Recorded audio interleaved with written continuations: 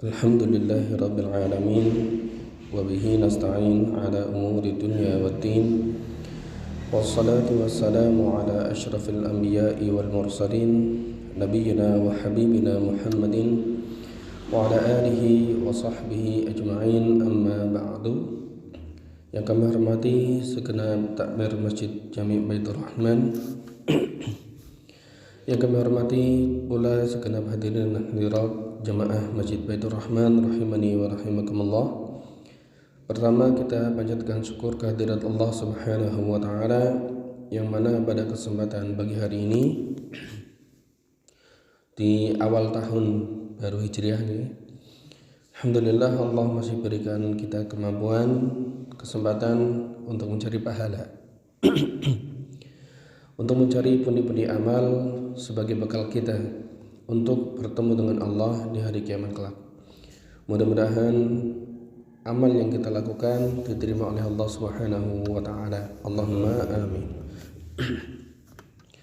Salawat dan salam semoga tercurah limpahkan kepada baginda Nabi Agung Muhammad sallallahu alaihi wasallam, dan juga kepada keluarga, para sahabat, dan mereka yang mengikuti beliau hingga hari akhir nanti.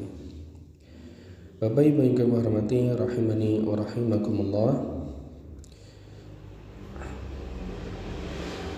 Allah Subhanahu wa taala terkadang menciptakan makhluk itu dan menjadikan makhluk tersebut mulia. Allah taala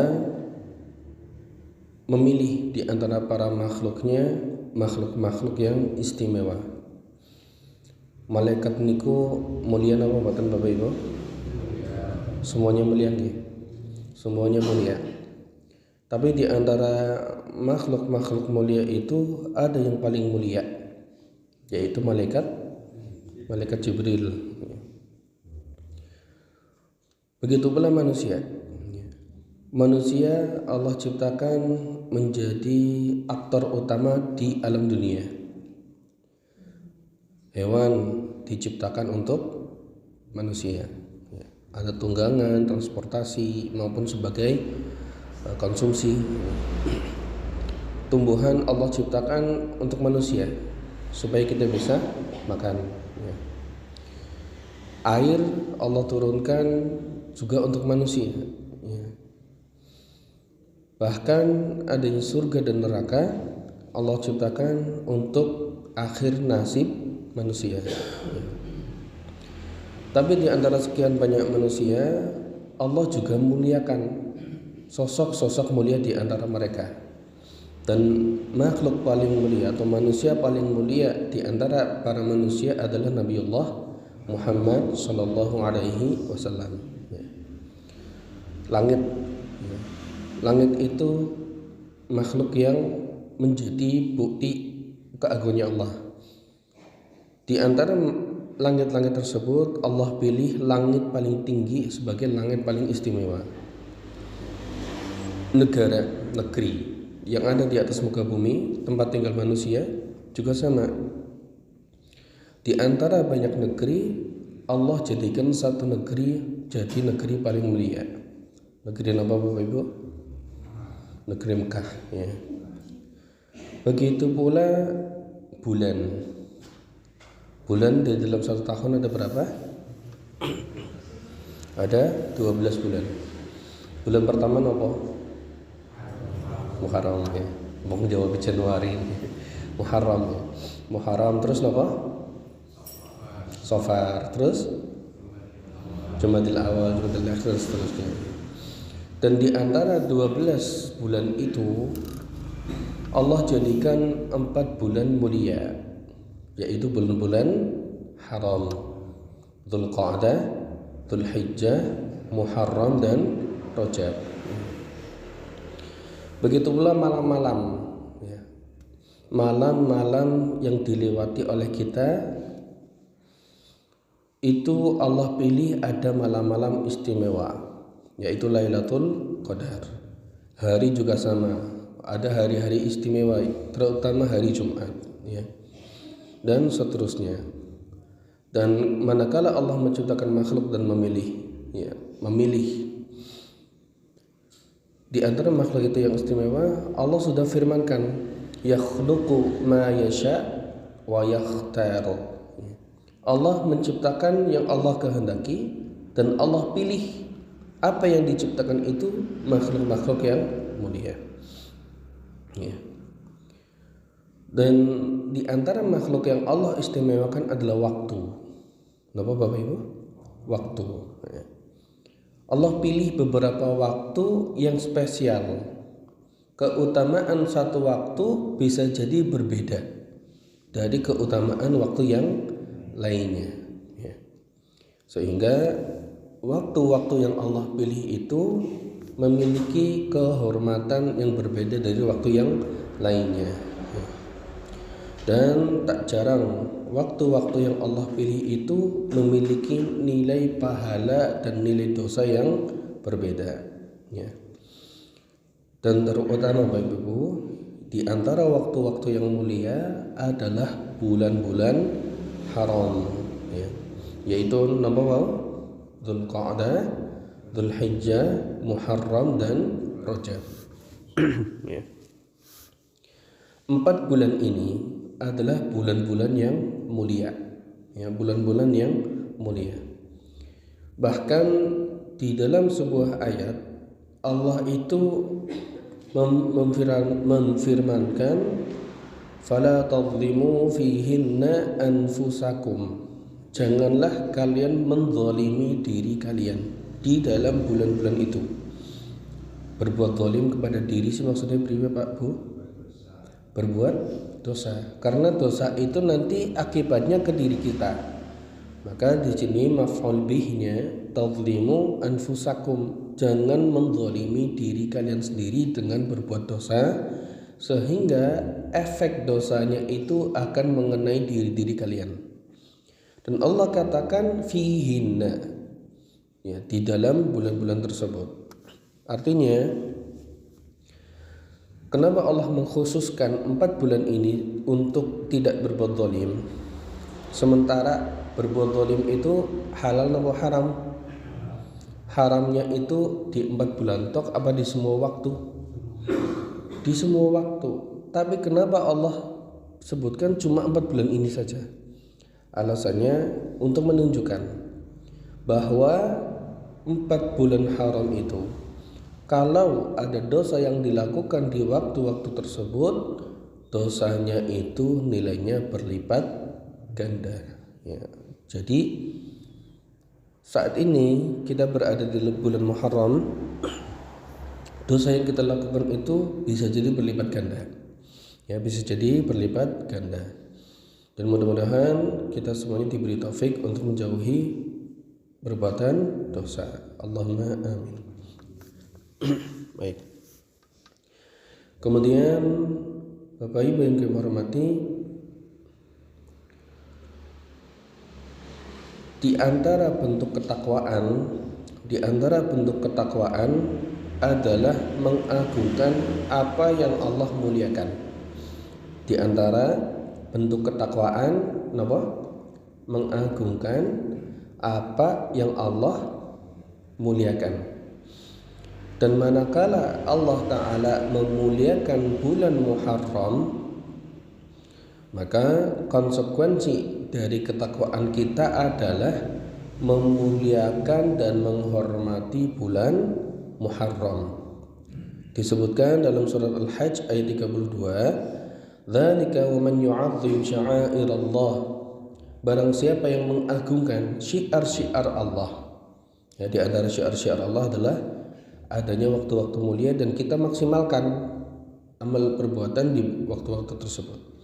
Fa innaha min taqwal qulub, maka hal tersebut merupakan ketakwaan hati. Begitu pula dalam surat Al-Hajj ayat 30, orang yang mengagungkan syiar Allah, hal tersebut menjadi kebaikan bagi orang yang mengagungkannya. Kata Allah Ta'ala, dzalika wa man yu'azzim hurumatillah, barang siapa yang mengagungkan hurumatillah, fahuwa khairul lahu 'inda rabbih, maka hal tersebut lebih baik baginya di sisi Rabb-nya. Baik, jadi hendaknya Bapak Ibu, kita yang ingin mendapatkan pahala dari Allah di sisa umur hidup kita, hendaknya mengagungkan apa yang Allah agungkan, di antaranya bulan Muharram.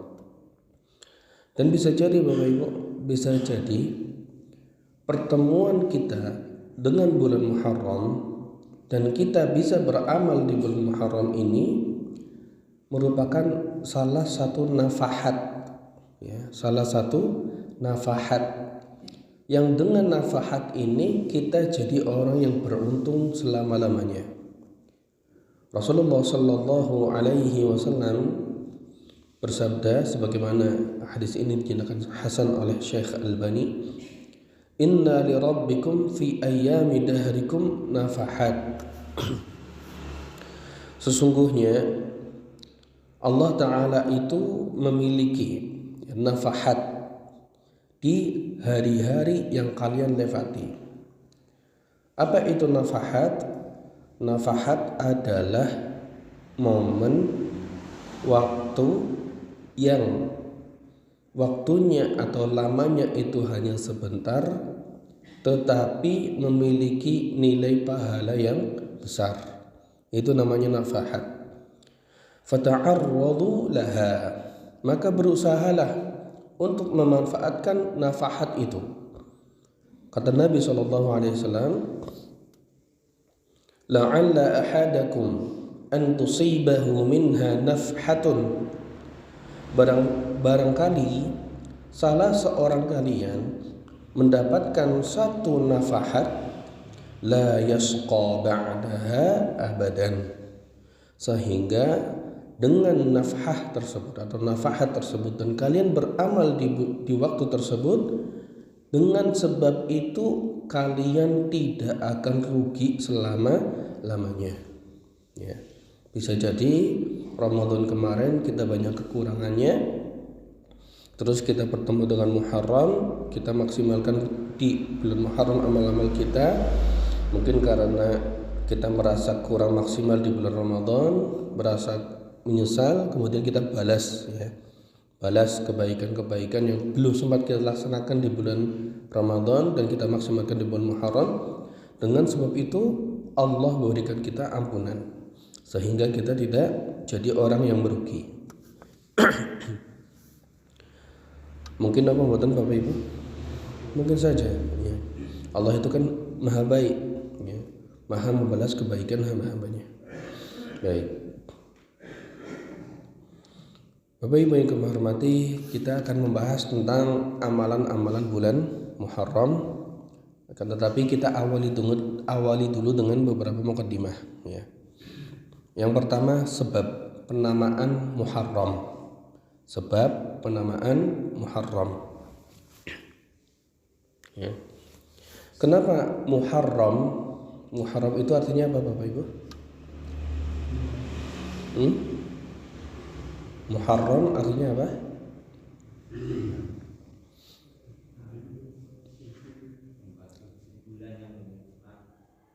Bulan suci. Nah, kalau belajar bahasa Arab paham Muharram itu isimnya apa? Masuk dalam isim maf'ul, ya. Muharram, mufa'al, yang artinya sesuatu yang diharamkan. Kenapa Muharram disebut sebagai Muharram atau sesuatu yang diharamkan? Kenapa kok waktunya, ya, Muharram itu dinamakan sebagai bulan yang diharamkan? Ya. Sebabnya adalah karena orang-orang Arab itu manakala datang bulan Muharram, mereka itu tidak membolehkan berperang. Ya, artinya haram berperang di bulan ini, ya, di bulan Muharram. Ya. Bahkan kata Muharram ini kemudian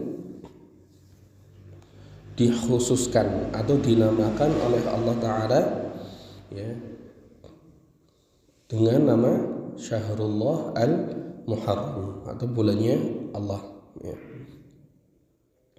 Sebetulnya dulu orang-orang Arab itu menamakan Muharram itu bukan Muharram secara langsung, tapi Safarul Awal, Safar yang pertama.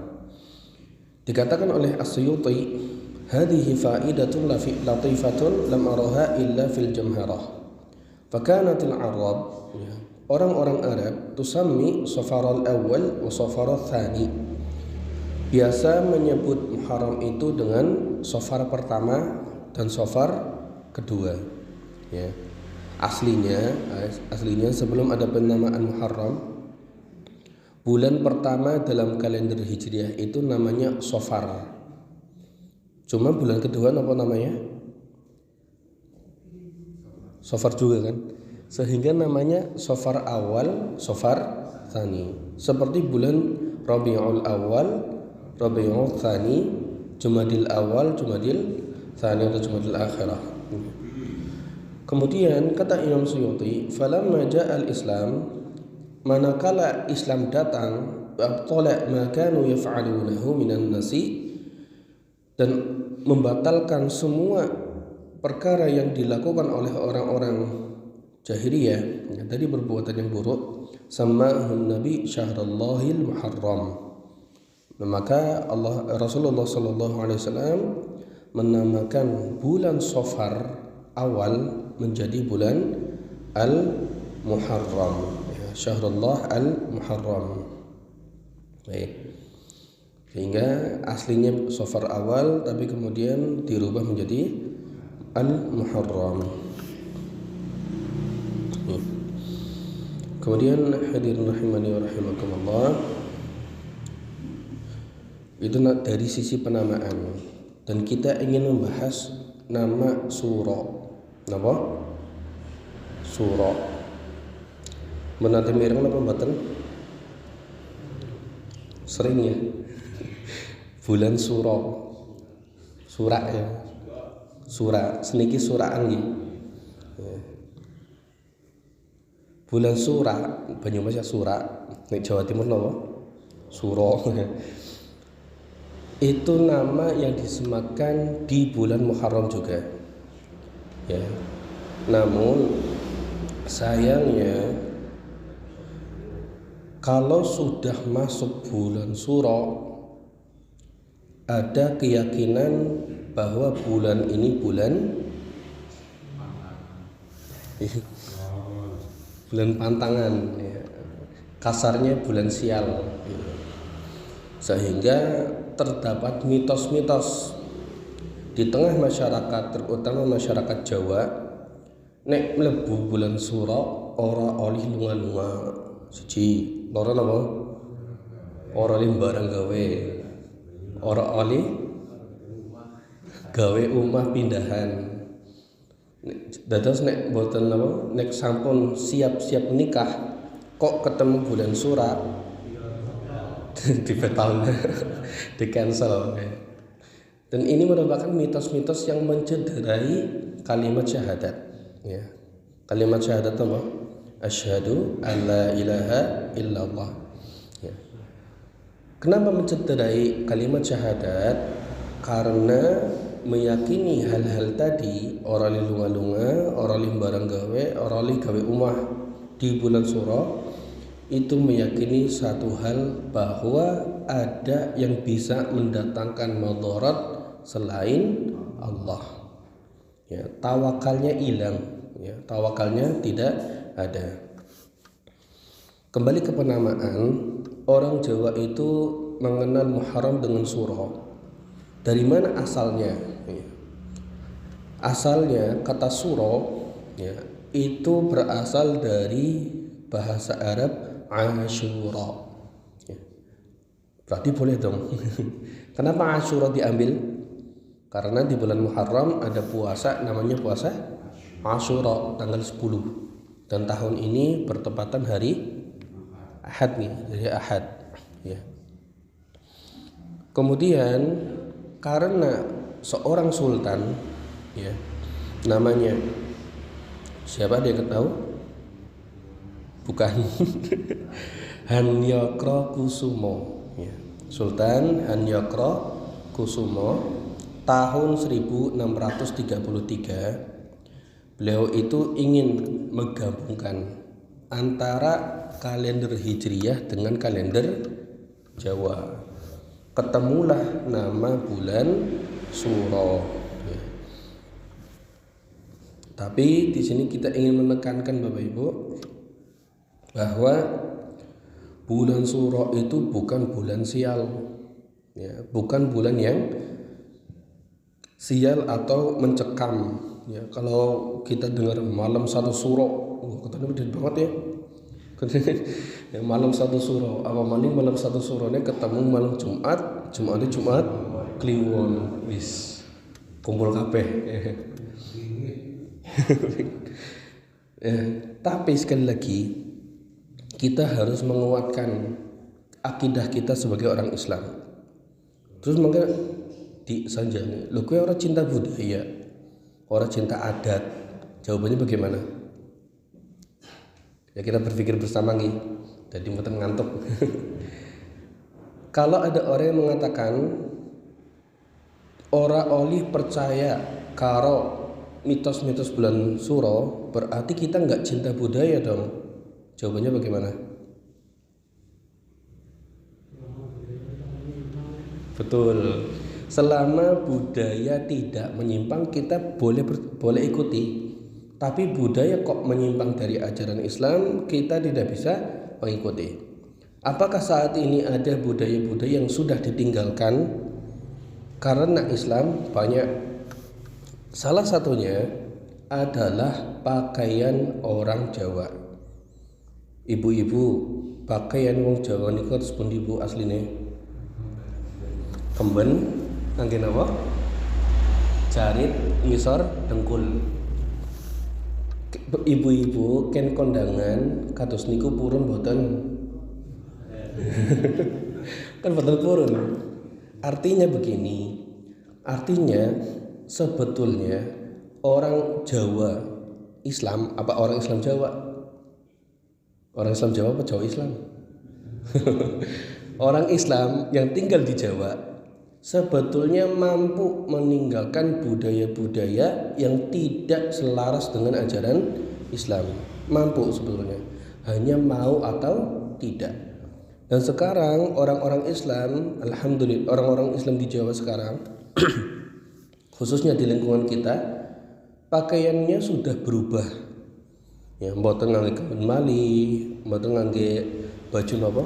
Nek biyen kan wonten baju ibu-ibu niku batik, tapi batiknya bolong-bolong nggih. Kebaya. Itu kan membuka aurat sekali. Tapi sekarang kan bisa, ya alhamdulillah. Ya. Apakah ada budaya yang kita jaga? Orang Islam di Jawa jaga banyak. Salah satunya budaya yang dijaga dan selaras dengan ajaran Islam adalah menggunakan bahasa Jawa kromo. Kromo inggil, kromo alus, ngoko, yang ngoko inggil, ada ngoko inggil, ngoko ya. Kepada sesama teman sebaya atau lebih muda, ngoko. Kepada orang yang langsung sepuh, lebih sepuh, kromo. Apakah penggunaan bahasa ini sebagai sesuatu yang bid'ah? Ya apa enggak? Ya enggak. Maslahat.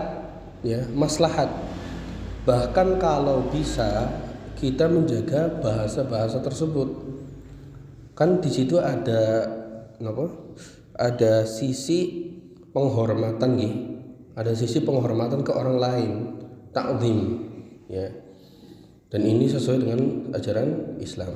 Nah, mitos terkait dengan bulan Suro itu budaya yang menyimpang dan bisa kita tinggalkan.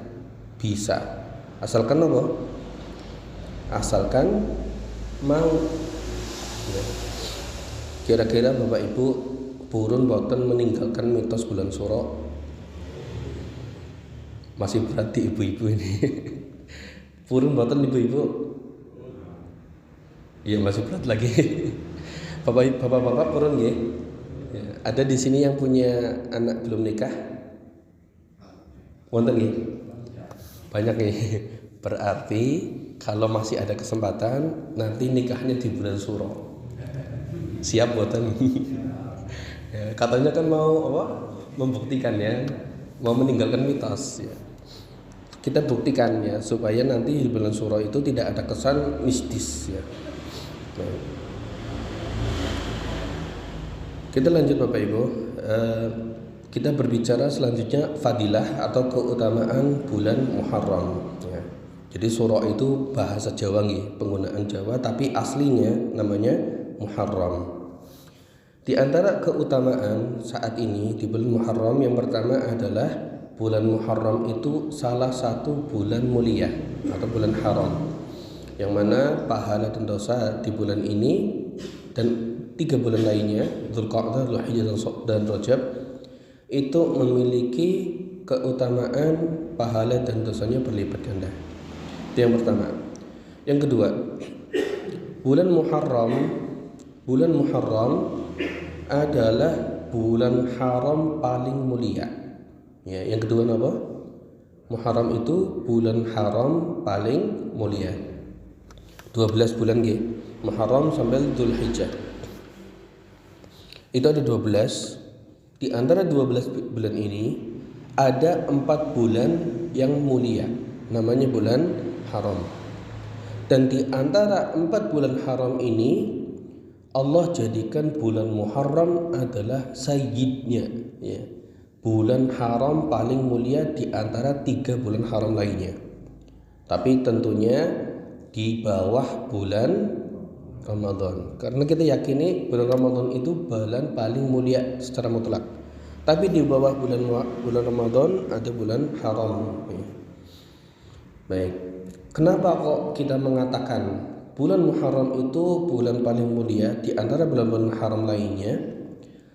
Karena ada dalilnya Bapak Ibu. Diriwayatkan oleh Imam Nasa'i dari Abu Dzar radhiyallahu anhu, beliau itu pernah bertanya kepada Nabi sallallahu alaihi wasallam. Kata beliau, kata Abu Dzar, aku pernah bertanya kepada Nabi sallallahu alaihi wasallam tentang malam mana yang paling bagus dan bulan apa yang paling afdol. Pertanyaannya apa? Malam apa yang paling bagus dan bulan apa yang paling afdol?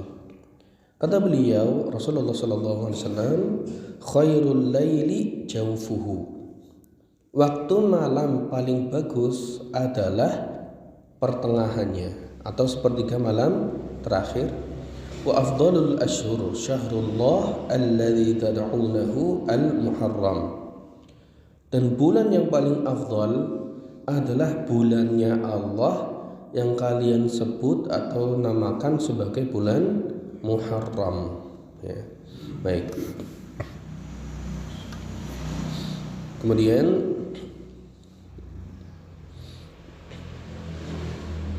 itu yang pertama nih Pak. Itu yang kedua nih Bapak Ibu, bahwa bulan Muharram itu adalah bulan haram paling mulia ya. Sehingga kalau bisa, manakala kemarin kita antusias untuk beribadah di 10 hari pertama bulan Dzulhijjah, hendaknya kita antusias juga untuk memaksimalkan amalan di bulan Muharram ini. Yang kedua.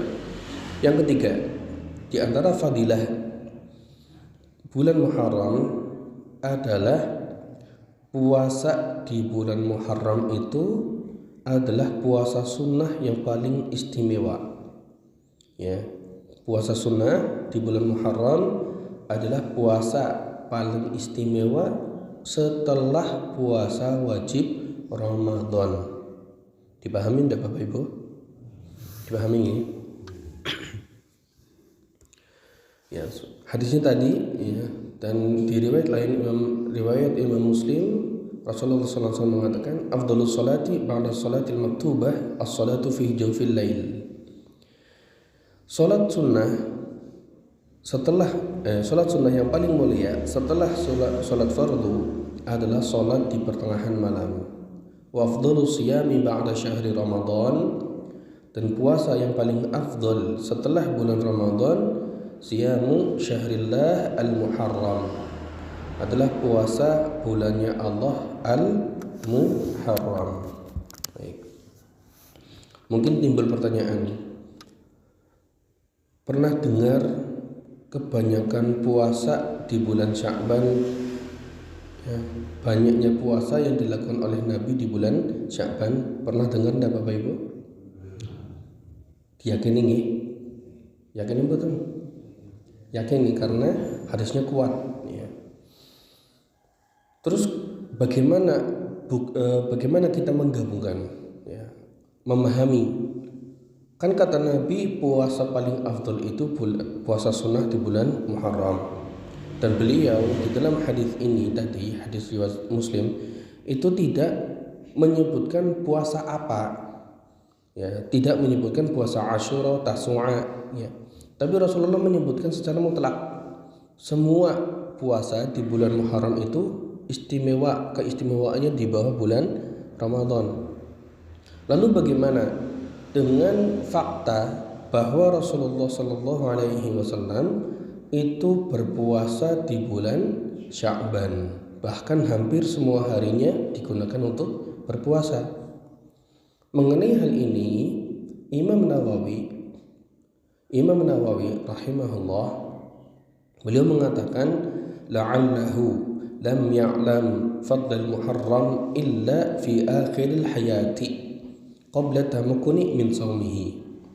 Bisa jadi, ya, ini penjelasannya Imam Nawawi, bisa jadi beliau itu belum mengetahui keutamaan bulan Muharram kecuali di akhir kehidupan beliau, ya. Bisa jadi enggak?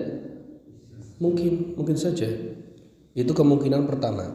Kemungkinan yang kedua, au la'allahu kana yu'ridu fihi a'dzar, atau bisa jadi Rasulullah sallallahu alaihi wasallam itu memiliki udzur tamna'u min iktsari shaumi fihi, sehingga beliau itu tidak bisa banyak berpuasa di bulan Muharram, ya. Seperti apa? Kasafarin, seperti sakit, ya, seperti safar, wa maradin, atau sakit atau selain keduanya. Ya, jadi ada dua kemungkinan. Ya, tidak ada dalil atau hadits yang menyebutkan Rasulullah Shallallahu Alaihi Wasallam itu banyak berpuasa di bulan Muharram. Yang pertama, mungkin saja Allah menghendaki beliau itu mengetahui keistimewaan bulan Muharram itu di detik-detik akhir kehidupan beliau. Atau yang kedua, beliau sudah tahu, akan tetapi beliau itu punya banyak udzur sehingga baik tidak melakukannya. Baik. Ini yang ketiga, fadilah Muharram yang ketiga, puasa di bulan Muharram bukan hanya puasa Asyuranya saja nih Bapak Ibu, Senin Kamisnya, puasa Tawudnya, atau puasa yang lainnya. Itu lebih baik dari puasa sunnah di selain bulan Muharram, tapi kedudukannya di bawah puasa Ramadan. Yang keempat,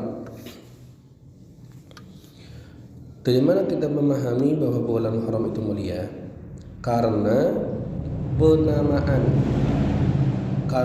penamaan nama bulan ini diidhofahkan, disandarkan kepada Allah, Syahrullah, ya, Syahrullah, ya. Dan penyandaran nama bulan ini kepada Allah, bulannya Allah, itu menunjukkan istimewanya bulan tersebut.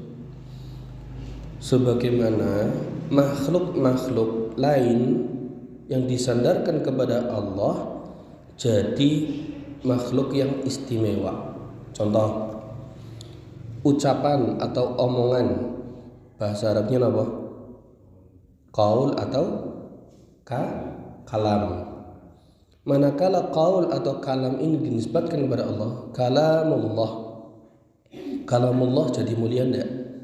Mulia. Tapi kalau yang mengucapkan adalah orang biasa, kalamul bashar, ucapannya orang biasa, berbeda enggak sama yang lain?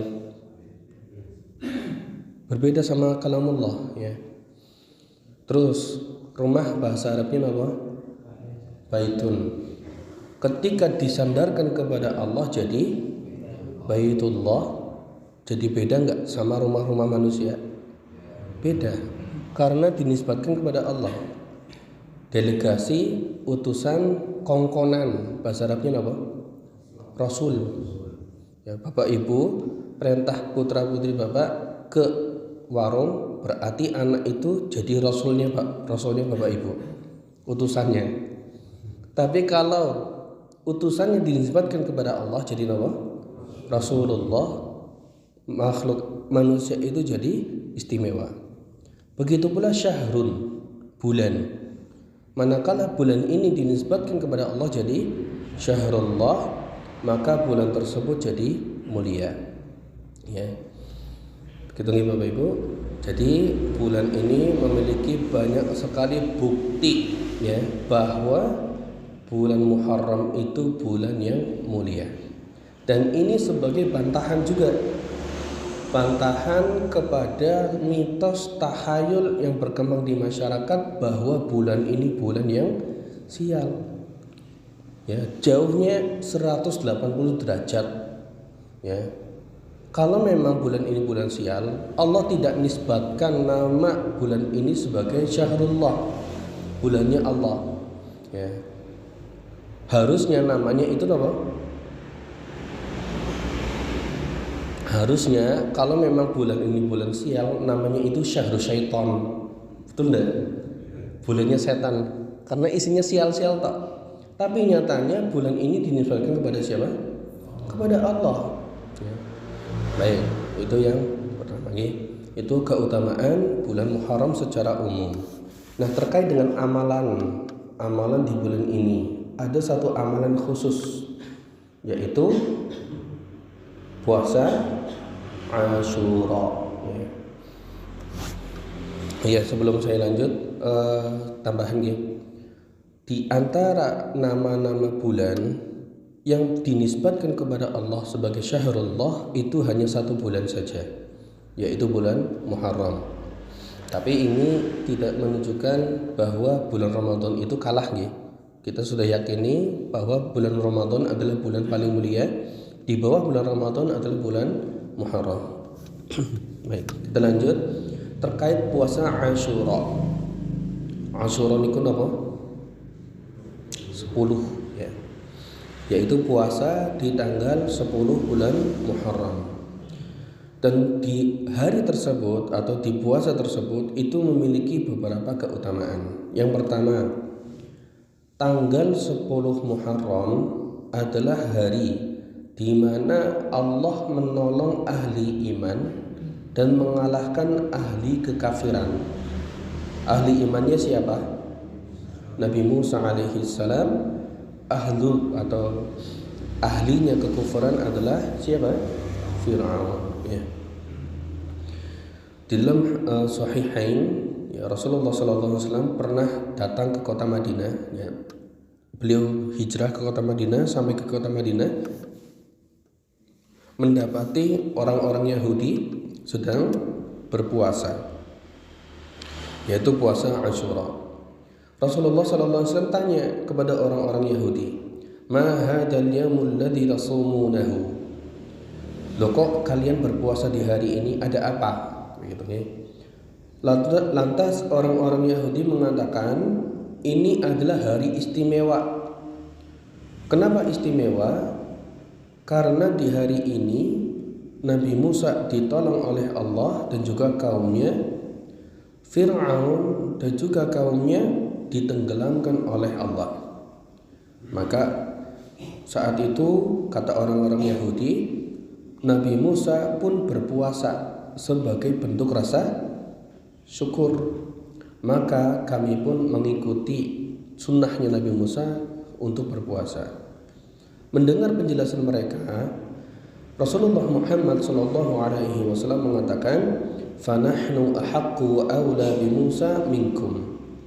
Kami lebih berhak, kami orang Muslim yang dipilih oleh Allah memeluk agama sebagai penutup agama-agama lain, mendapatkan kitab sebagai penutup kitab-kitab yang lain, ya, ada Rasul sebagai penutup Rasul-Rasul yang lain, lebih berhak lebih berhak untuk mengikuti sunnahnya Nabi Musa daripada kalian wahai orang-orang Yahudi. Maka Rasulullah SAW akhirnya pun berpuasa dan memerintahkan para sahabat untuk berpuasa di tanggal 10. Baik, sebelum dilanjut, materi ini sudah disampaikan apa belum? Yakin saya itu tadi dia sudah hafal soalnya. Belum G? Lanjut G? Oke. Sebenarnya kalau sudah disampaikan kita skip aja. Nanti kita bahas poin yang lainnya. Baik. Poin yang kedua, dan ini kayaknya sudah dipahami, puasa di tanggal 10. Besok berarti hari apa? Hari Ahad di tanggal 6 ya. Di tanggal 6, puasa yang dilakukan di hari tersebut akan menghapuskan dosa-dosa 1 tahun yang lalu ya. Dosa-dosa 1 tahun yang lalu. Baik. Dan ini sudah dipahami bersama bahwa dosa-dosa yang dilakukan, yang dosa-dosa yang dihapuskan karena puasa di tanggal 10 Muharram adalah dosa-dosa kecil atau besar? Kecil. Ya. Disebutkan oleh Al-Qadi Iyad, "Hadzal madhkur fil ahadits min ghufran shaghair dunal kaba'ir." Yang disebutkan di dalam hadis-hadis tentang penghapusan dosa-dosa setahun yang lalu ya, atau dosa-dosa yang terhapus antara satu sholat fardu dengan sholat yang fardu lainnya, atau satu Jumat menghapuskan dosa-dosa antara satu Jumat dengan Jumat setelahnya, itu adalah dosa-dosa kecil ya. Dan ini adalah mazhabnya ahlu sunnah ya. Adapun dosa-dosa besar itu dapat terhapuskan dengan taubat atau atas dasar rahmat dari Allah sehingga hamba itu terhapuskan dosa besarnya. Tapi ala kulli hal, kalau kita berpuasa di tanggal 10 Muharram besok, tanggal 6 bulan Juli, hari Ahad, kita dihapuskan dosa-dosa kecilnya. Terus, loh, dosa-dosa kecil tok enteng ya? Enteng betul? Dosa kecil memang, tapi jumlahnya banyak. Berapa jumlahnya? Setahun. Coba Bapak Ibu hitung dari bangun tidur sampai sekarang nih. Ini sudah berapa dosa kecil yang dilakukan? Bangun tidur tadi jam berapa? Pas adzan apa sebelum adzan? Sebelum adzan ya, jam 3 ya, salat tahajud. Sampai sekarang nih hampir jam 6. Dosa-dosa kecilnya banyak enggak? Ini baru beberapa jam. Nanti kalkulasikan dengan 24 jam. Kalkulasikan dengan hari-hari dalam 1 tahun. Berapa jumlah dosanya? Dosa-dosa ini kalau tidak diampuni oleh Allah, kira-kira kita sengsara enggak? Sengsara ya. Tapi Allah beri kesempatan, mudah-mudahan Allah pertemukan kita dengan tanggal 10 Muharram besok. Kalau mampu berpuasa di hari besok tanggal 10, Allah janjikan dapat dihapuskan dosa-dosa kecilnya. Baik, mudah-mudahan Allah beri taufik itu semuanya. Yang ketiga, ya,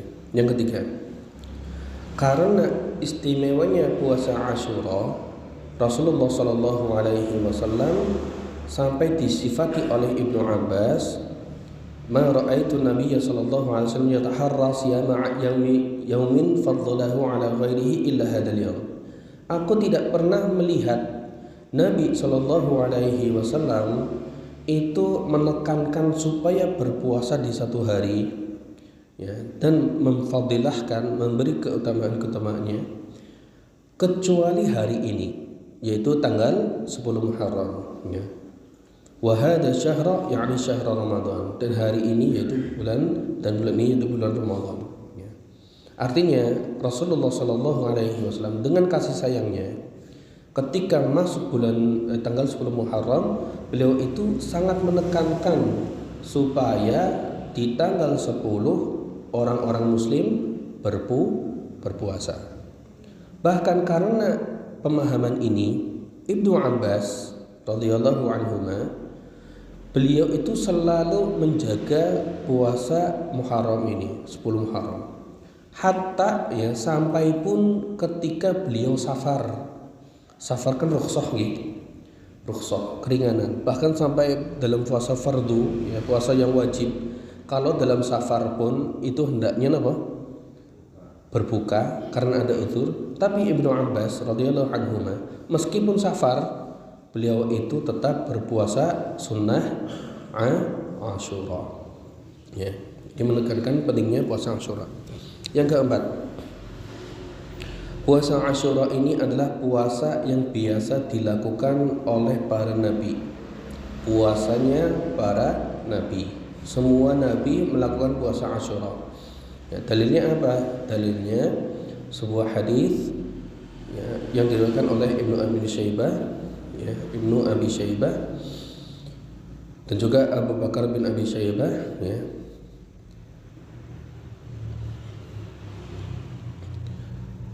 Karena Nabi Sallallahu Alaihi Wasallam, saumu yaumin Asyura, saumu yaumi Asyura, puasa hari Asyura, yauman kana tasumuhul anbiya, fasumuhu antum. Puasa hari Asyura adalah puasa yang biasa dilakukan oleh para nabi, maka lakukanlah puasa tersebut. Ya, hadis ini meskipun dikatakan oleh Al-Albani di dalam kitab Al-Irwa sebagai hadis yang dhaif, munkar, ya. Hadis yang munkar, tapi ala kulli hal ada penguatnya bahwa Rasulullah itu menekankan supaya berpuasa di di hari Asyura. Yang terakhir kelima, kenapa puasa Asyura itu istimewa?